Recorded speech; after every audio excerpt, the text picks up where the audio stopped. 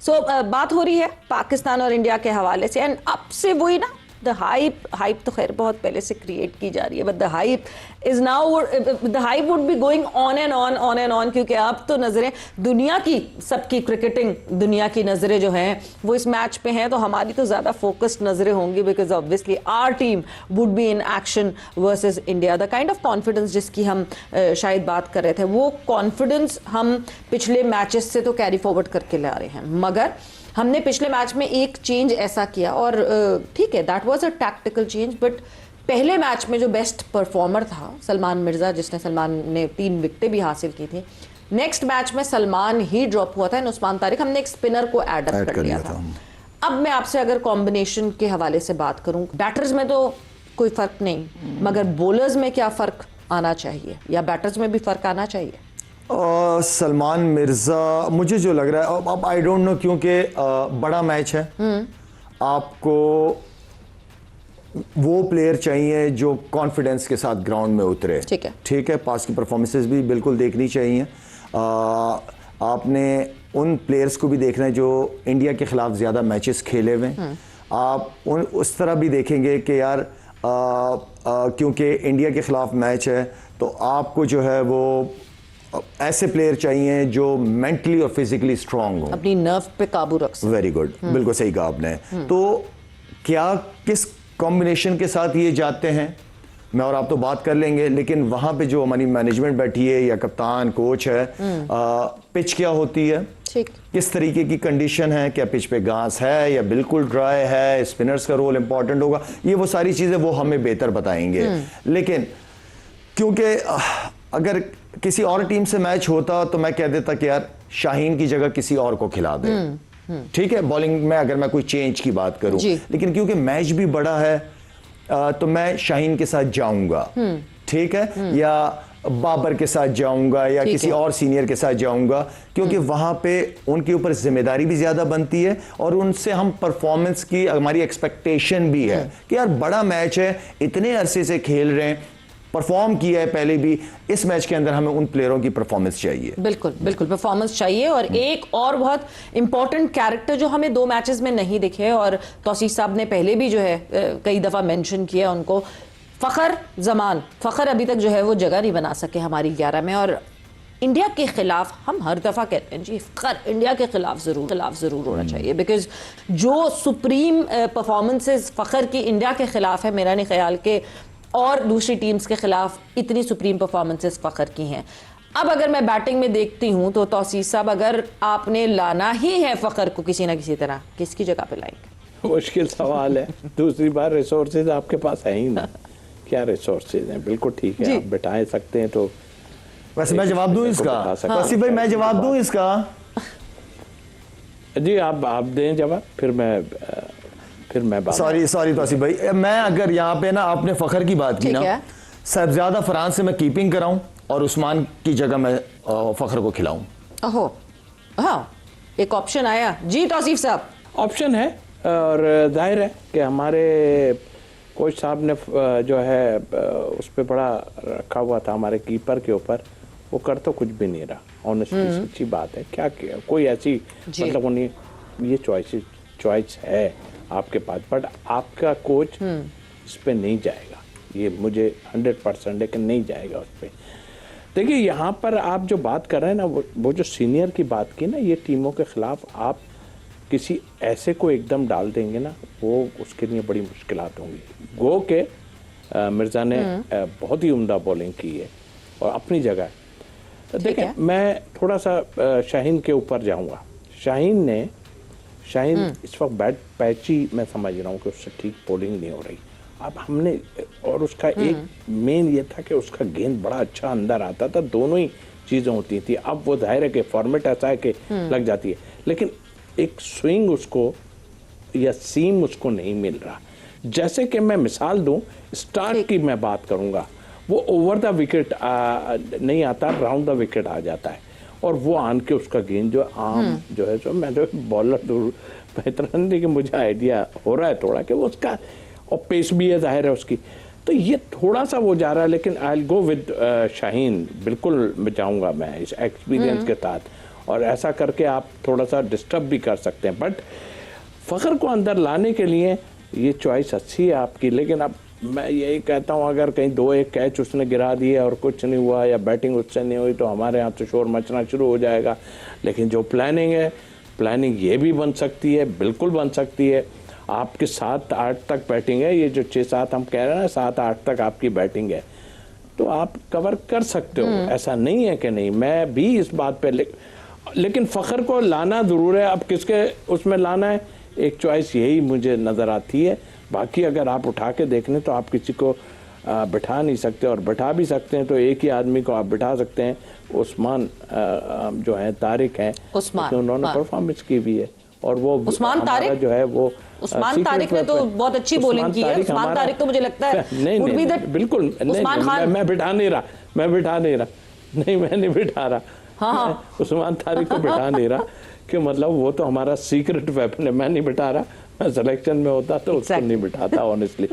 हाँ, ये एक बनती है आपकी। और फ़खर को किसी को भी निकालो आप, किसी को नहीं, मतलब ऐसे निकालो आप, फ़खर को लेके आ जाओ। वैसे बड़ा परेशान है उस्मान तारिक की बात हुई, शायद इतना परेशान है लोग with his action, with the pause that he takes, के मतलब जितनी देर में वो पॉज लेते हैं उतनी देर में बैटर की कंसंट्रेशन खराब हो जाती है। मेरे ख्याल में पॉज लेते हैं, सोच समझ के बॉल अपने ज्यादा परेशान है, वो रन अप लेकर आते हैं बात जी। सॉरी टू से हमारे अपने ज्यादा परेशान है खामखाई के लिए। अरे भाई एक बॉलर है तो खिलाओ यार उसको, कौन सी ऐसी बात आ रही है। आप ये ना सोचो वो नहीं खेलेगा, वो बैठ जाएगा, उस कहीं ऐसा ना हो जाए, कहीं वैसा ना हो जाए। हम ऐसे वैसे पे ज्यादा चले जाते हैं। अगर इसने कुछ कर दिया तो ये अंदर ना आ जाए, वो बाहर ना चला जाए। ये चीज़ों को अब जहन से निकालना पड़ेगा अगर आपने अच्छी टीमें बनानी है अपनी। तो बिल्कुल, अगर आपने अच्छी टीमें बनानी है तो आपको टफ डिसीजंस लेने पड़ेंगे, और ऐसे टफ डिसीजंस लेना बहुत ज़रूरी है। बट जहां आपने वो एक सजेशन दिया कि उस्मान खान को बिठा के मौका है कि फ़खर को कर सकते हैं, और जो है फरहान जो है वो कीपिंग कर ले। बट एक सिनेरियो है, अगर let's say if we would be bowling first और फरहान, क्योंकि फरहान ने अभी तक रेगुलरिटी में कीपिंग नहीं की है, पाकिस्तान से खेलते हुए बहुत लिमिटेड कीपिंग फरहान करते रहे हैं। पार्ट टाइम तो तीनों ही हैं, उस्मान भी पार्ट टाइम है, नाफे भी और फरहान भी।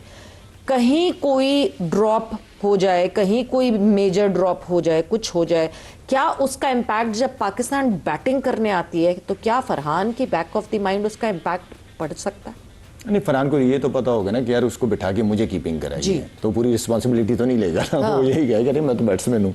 देखिए सवेरा, अगर ये कहीं इंग्लैंड में वर्ल्ड कप हो रहा है जहाँ सीमिंग ट्रैक हो, जहाँ थोड़ा सा बहुत मूविंग बॉल हो तो कीपिंग करना मुश्किल हो जाती है। चाहे ये 20 ओवर की बात भी है, हाँ इंपॉर्टेंट भी है कैचेस करना, लेकिन वो क्योंकि काफ़ी दफ़ा टीमें जब पाकिस्तान की अनाउंस होती हैं तो आपने ब्रैकेट में देखा होगा विकेट कीपर भी लिखा हुआ होता है, ठीक है ना, और वो कर रहा है, करते हुए ऐसे नहीं है कि नहीं कर रहा, ठीक है ना, कर भी रहा था वो।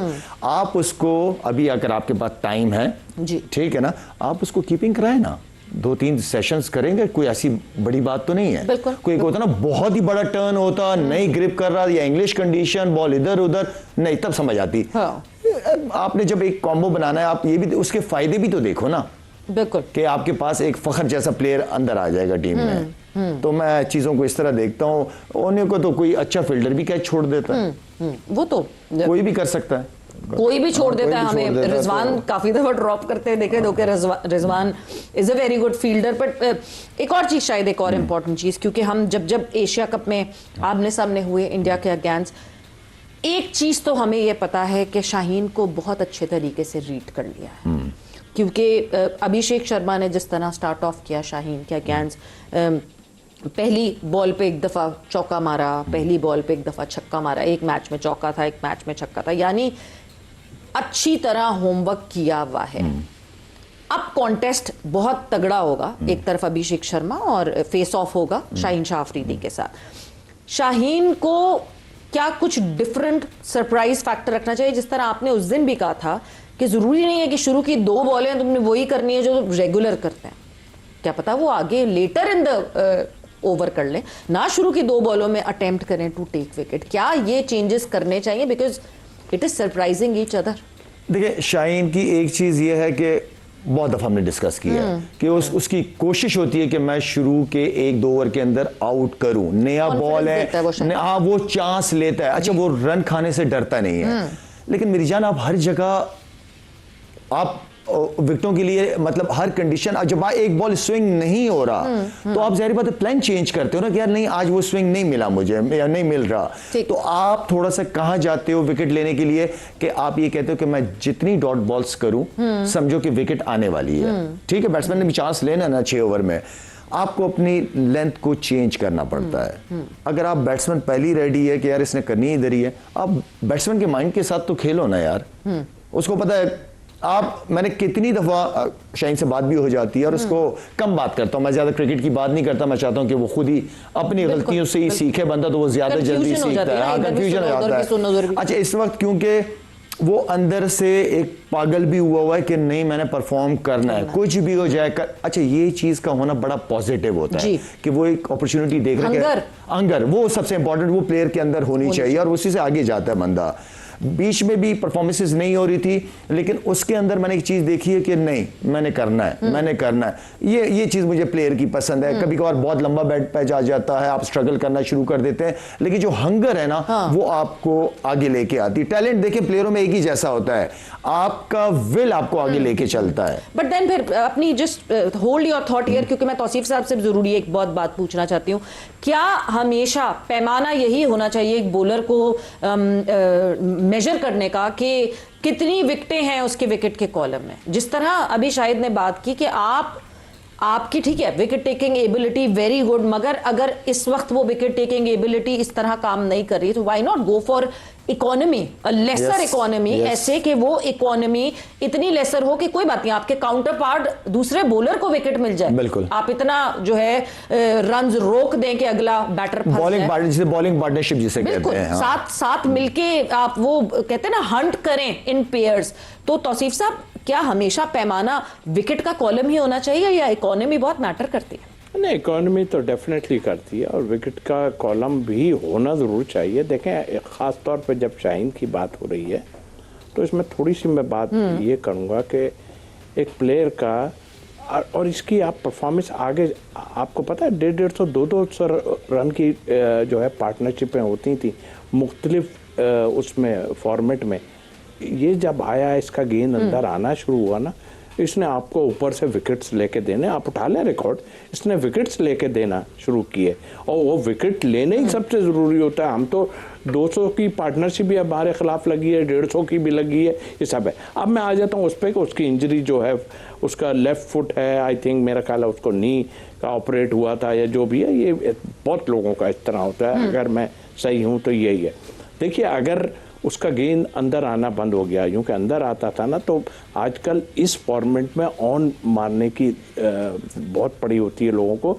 उसमें लेग जब अंदर आता है अच्छा, तो वो जो है लेग बिफोर के बहुत चांस होते हैं। अच्छा, अब वो गेंद गिरी अगर लेग स्टंप पे रहा है तो वो जाहिर है कि ख़राब ही हो जाता है। अब दूसरी बात ये कि अगर उससे ये नहीं हो रहा तो देखिए, simple is that, simple theory पे चला जाए कि उसको 2 फील्डर, जो जाहिर अभी बात हो रही है अभिषेक की या किसकी बात हो रही है, देखें वो आपने देखा है कि वो अटैक करता है, कैच अटैक कर, सिर्फ मैं उसी की बात करता हूँ। तो भाई आगे से 2 बाउंसरें उसको ऐसी आओ कि जिससे उसका ये चीज़ तो ख़त्म हो जाए कि वो बाहर निकल के इजी ले रहा है किसी को। हम तो यही समझते थे जब तक था हमारा फास्ट बॉलर, तो जाके जो है एंड तक वो कहता था किधर निकल रहे हो भाई, फास्ट बॉलर को निकलना। एक अच्छा ये तो एक स्ट्रेटेजी है फास्ट बॉलिंग की कि आप किसी को बाउंसर करोगे, उसका पीछे ही पांव चला जाना है। उसके बाद अगर सही हो गई, बहुत बॉलर हमने देखे, तो उसको चाहिए एक फील्ड लेके, अगर उससे कुछ नहीं हो रहा, लेफ्टी है तो एक फील्ड लेके उस लाइन पे बॉलिंग करे जाओ, उस लाइन पे बॉलिंग चाह, फिर आपको इधर उधर जाने की जरूरत नहीं है, वो खुद चलाएगा ना, वो चला दे। इस फॉर्मेट में 2 फील्डर बाहर हैं, एक आध लग के ऊपर खड़ी हो जाए, या जहां 2 फील्डर हैं, यही तो एडवांटेज है इस गेम में कि 2 फील्डर जब बाहर होते हैं तो बैट्समैन को एडवांटेज बहुत होता है। मैं कहता हूं कि जहां चाहे मार के वो अपने 30-35 रन 6 ओवर के अंदर करके बाद में 60-70 करके वापस आ जाता है। I think line is must. अभी कुछ नहीं हो रहा, एक लाइन पे आप कोई भी बॉलर हो, एक लाइन पे करते रहो अपनी फील्ड पे, चारों तरफ अगर बॉलिंग करोगे फिर तो आपको मार पड़नी है। So, मतलब when something is not happening, just stick to basics और को ही तगड़ा करके पक्का करके कंसिस्टेंसी में उसी बेसिक पे टिके रहे, eventually the wicket would come your way. But thank you, बहुत बहुत शुक्रिया तौसीफ साहब for your time and शायद thank you बहुत बहुत शुक्रिया। वक्त यहाँ पे जोर का जोड़ का खत्म हो गया। Just one more day 14th और उसके बाद 15 से तो ऐसा लगेगा जैसे 14 चांद रात लगेगी और 15 लगेगा जैसे ईद का समय, because everyone would be talking about this India Pakistan contest. So yes, we all would be with you continuously for India Pakistan contest as well. पर yes, अभी कल के बाद फिर हम आगे बाकी आपको प्लान जरूर बताएंगे. But with that, Savira Pasha signing off. Take care. Bye bye. Allah.